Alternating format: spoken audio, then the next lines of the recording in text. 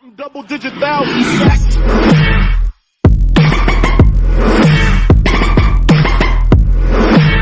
What's up, y'all? We're back here at the shop again today. Probably not going to do a whole lot today. We did get the sunroof done yesterday. Came in today and it was mostly dry. So I peeled the tape off and this is what it looks like now. As you can see, still not the prettiest thing in the world, but I think it'll do.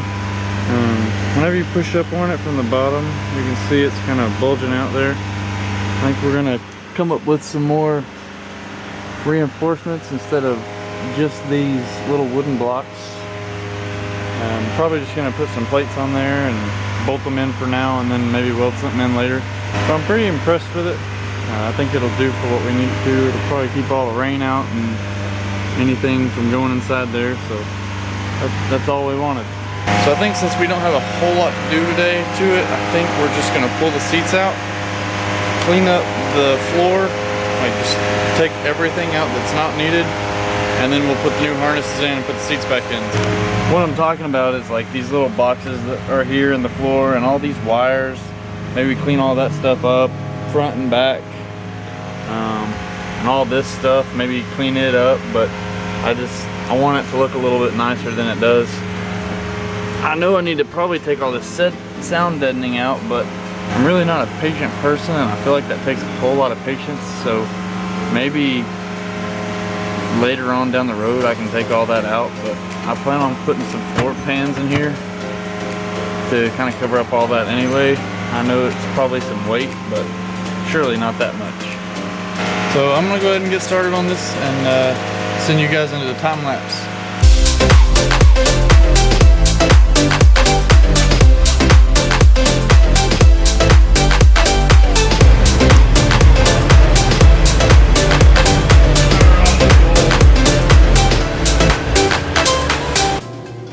Look what I found under my seat.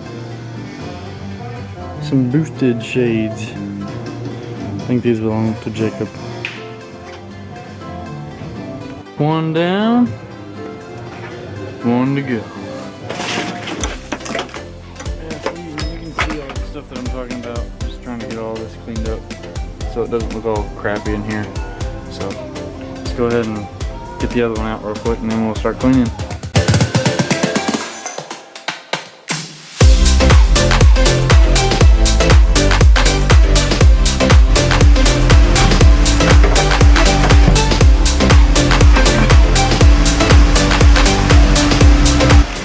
We've got both of them out, and now it's time for the hard part.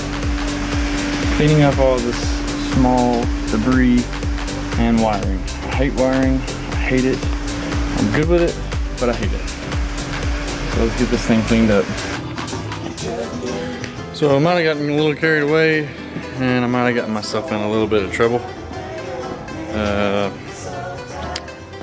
When I started trying to clean out the interior a little bit, I started yanking on wires and just again realized how many wires I had that just were not needed. So I started tugging on the speaker wiring. It still ran all the way to the back from the radio. So since I didn't have a radio, I went ahead and took all that wiring out. This is the pile that I've taken out so far. And unfortunately, this is still all the mess that I have. So we're gonna work a little bit more and see if we can clean this up a little bit. Well, it's been a long day. It's finally 5:20 and I hate to say it, but I once again have not gotten a whole lot done. I spent hours just trying to figure out what wires I could cut to kind of clean up the inside of the car a little bit. That's really what I wanted to get done today after I had pulled the seats out and saw how crazy it looked under there as far as the wires go, but I think it turned out pretty good. I mean, I didn't do a whole lot to it, but I did clean up most of the wires that were not necessary in order for the car to run. Mainly the back speaker wires and stuff. I took all that out, but it was just so hard trying to figure out what wires to cut and make sure that I'm not cutting something that actually will negatively influence the car. So I kind of had to be careful what I was cutting, and then after I cut maybe 15 wires, I said, no, I'm not going to do this anymore. I'm just scared I'm going to cut something that doesn't need to be cut, because I am no professional car builder, so I don't know exactly what can be cut and what can be left. Here's what the inside looks like after the cleanup. The passenger side wasn't really bad. All it really needed was a little bit of vacuuming. Let's see, I cleaned up this over here. I took out all of the vent system and the radio and all of that, and then I also took out all the boxes over here. I'm gonna try and cover all of this up before the first event, as well as this. On the driver's side, however, looks a lot neater. There was a ton of wires. You can see kind of the cluster here, but there's nothing I can do with those. All of those wires are obviously very important, so I'm afraid to touch them. I did not get a chance to install the harnesses today. I started to, and that was going to be the last thing on my agenda for today, but it will require me to drill some holes in the car to put the anchoring points. 3 of the anchoring points are already in the car. I can basically knock out those, but I'd rather just go ahead and do it all at one time. But the bad thing about my setup is I've got a 5-point harness set, but no holes in the bottom of my seats. So I might be able to run the 5th harness in between my legs, but I'm not sure. I need to play with it. So maybe whenever we go to drill up the other holes, I'll stick one there and just see what it looks like. And if I feel like it's going to be tight enough and it's going to hold me in a little better, then I'll definitely use them. I just thought that it was kind of better to have the hole in the middle of the seat so that the harness will go straight up through the hole. So we'll see on that. We did get a surprise today. The cylinder head came back from the machine shop. So now all we have to do is put the head together.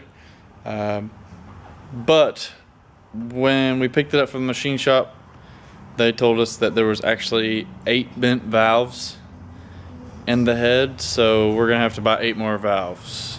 We already had to buy 4 valves because the cylinder head that we're using actually had a valve drop out in it.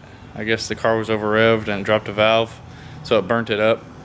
So we already had to buy 4 of them, and now it looks like we're gonna have to buy 8 more. So this head's probably gonna have brand new valves in it all the way through. But here she is, all nice and shiny. They shaved it, obviously, and then here's our new valves. We are obviously gonna get more. These are just 2 of them that we'd set out to just kind of show you what we're doing here. As far as what we're going to use for a head gasket on this, we're going to use a MLS 140 thousandths thickness. And basically why we want to do that is to give the car lower compression since we're boosting it. That will allow us to be able to raise the boost if we need to without the motor being super high compression and blowing up. So we figured we'd go ahead and do that since we had the head off anyway, and since we shaved it and we want to make boost, it's just going to be the best thing to do. All in all, I feel like today has been a pretty productive day. I mean, I didn't get a whole lot done, but what I did get done was very time consuming, and it would be for anyone. So we're getting closer and closer and closer to the first event, and I think that this car is definitely going to be ready. It's going to be a great event, and I'm feeling more confident now than ever as far as, you know, I'm going to have a good car this year.